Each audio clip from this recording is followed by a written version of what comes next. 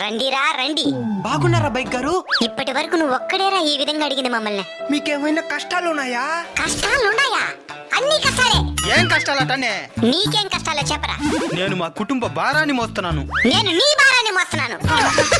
నువ్వు నీ ఒక్క కుటుంబ భారాన్ని మోసి సరిపోతుంది. నేను నువ్వు ఎవరికి బైక్ ఇచ్చే వాళ్ళందరి భారాన్ని మోయాలా?